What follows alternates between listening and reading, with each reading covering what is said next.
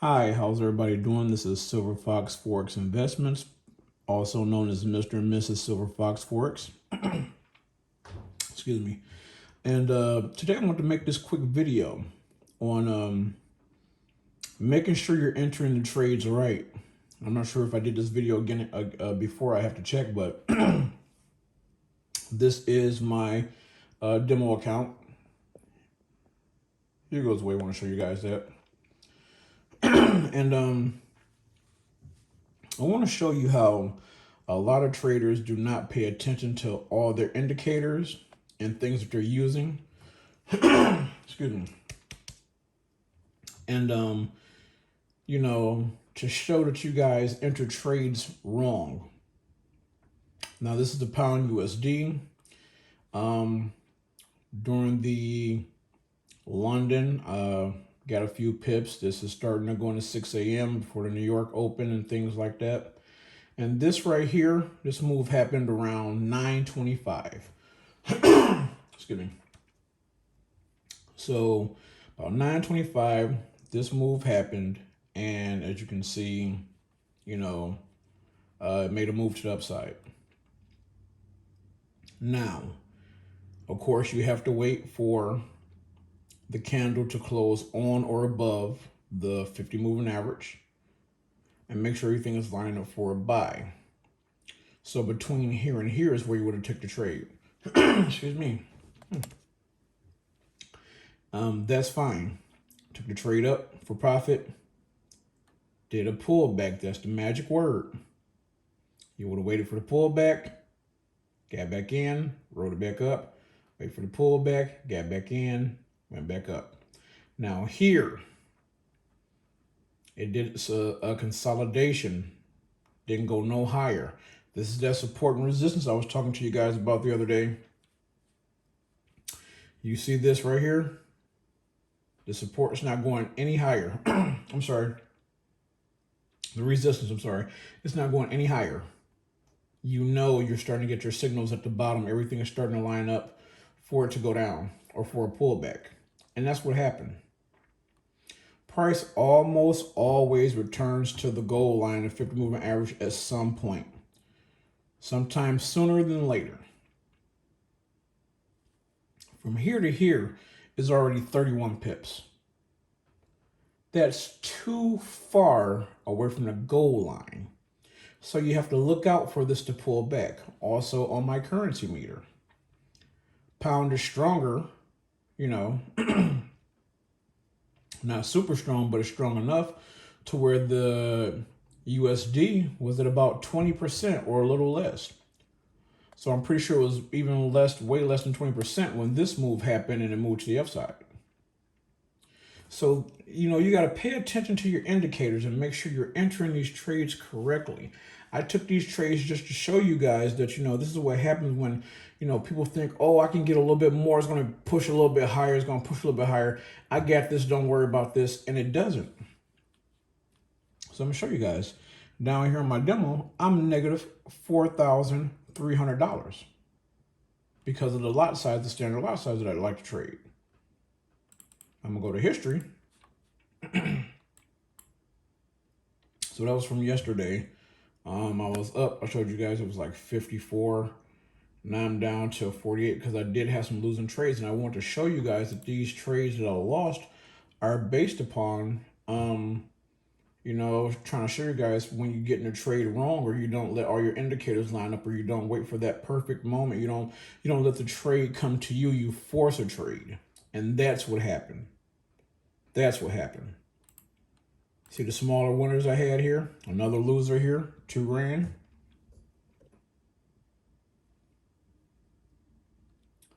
So you have to let the trade happen, and you have to enter the trade correctly. You have to get proper verification that shows that, hey, this is going to go up. Now, in my opinion, I go to the 30-minute, we're still going up. I go to the 1 hour, we're still going up. So there's a good chance for this to still continue to give a push to the upside. It's just about a matter of when it will give you that push to the upside. So you have to be patient and make sure you're entering the trade at the correct point. Now, excuse me, a pullback is 3 or more candles. It did that. You got this little almost doji or spinning top candle right here. So now it looks like it hit the 20 moving average. We're still blue. We're still above the 50 moving average. So this can continue to go back up, but you don't get in way up here for it to go back up. The move has already been made from this candle to that candle. Consolidated a little bit, came back down. So now it might actually give you a push to go back up to the upside. And this is your entry point, ladies and gentlemen, down here at this moving average. If this is going to go up, this is your entry point to get in.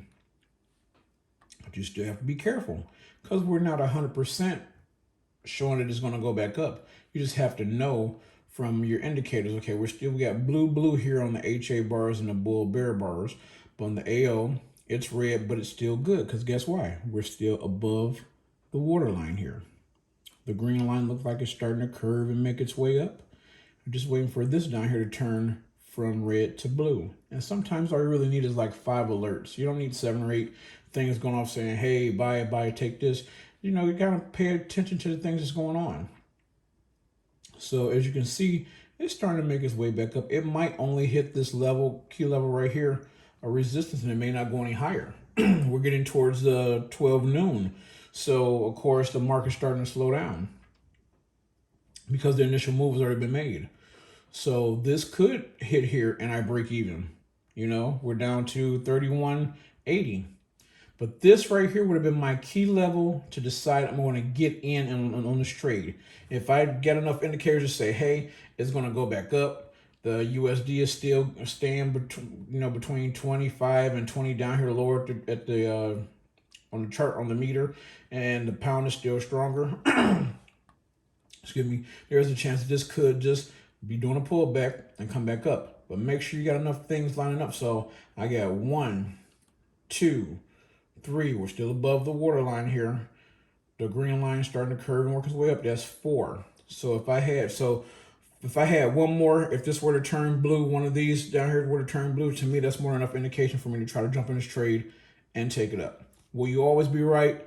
No. Okay. It's not the system that makes you the money.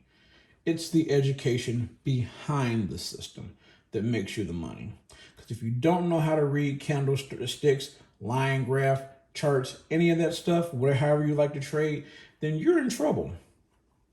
So it's your education and behind this that will propel you to the next level. Always demo trade before you do anything else. Practice. It's worth spending 6 months to a year practicing, understanding what's going on, so that you know when you jump in this game and you get one of these prop companies that's going to fund you as long as you can pass their challenge, you know what you're doing.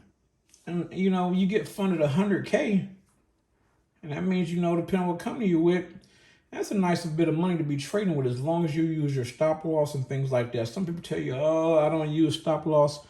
Different strokes for different folks. Excuse me, I cannot stress it enough. If you don't have $100,000 in your account to let 2 standard lots run, then don't do it. If you don't have enough money in your trading account to let a micro or a mini run, then don't do it. Be wise. Use your stop loss. 20 pips is good. That's more than enough that I'm willing to lose in order to, you know, say, okay, I lost this for the day. That's it. I'll come back tomorrow. I'll come back tonight during the Asian session, whatever the case may be. So that's one of these things that, you got to be like, okay, I'm willing to lose that. I'm good, instead of revenge trading and losing. And if you ain't got enough money in your trading account, whether it's your real or your demo, you walk away from a trade and it goes against you, you don't have any stop loss. And, I'm going to tell y'all now, 20 minutes can seem like a lifetime. 20 minutes of it going down and you had $1,000. Now you only got $200 because you over leveraged, or you had too many trades open, or you didn't have any stop losses in place. Some are good like that. Some are not. It's just, in my opinion, it works best for me. I can't just not have a stop loss and blow my demo account, because I don't like to keep getting demo accounts, because it defeats the purpose. It's showing that you're not a good trader. You're not homing in on your craft and doing the right things. So make sure you enter these trades right. Now look at this. I'm starting to get this double bottom here. It did its pull back, and it possibly, I believe it's going to go back up. Pound is still weak. I mean, the USD is still weak. The pound is getting stronger. So I believe it's probably going to give a push back up here. Probably break even, maybe go above the ADR. You never know. But if it doesn't, then for the trades I got open, and I think I got like 4 trades open, that's $2,000 per trade I'm going to lose. Now, generally, I have my stop loss default to 20, and sometimes I move it to 10. It all depends on how many trades I place or what I got open. But who really wants to lose all that money like that when you don't enter the trades right? It'll never be perfect. You'll never catch this right on a dime and say, bam, I got this.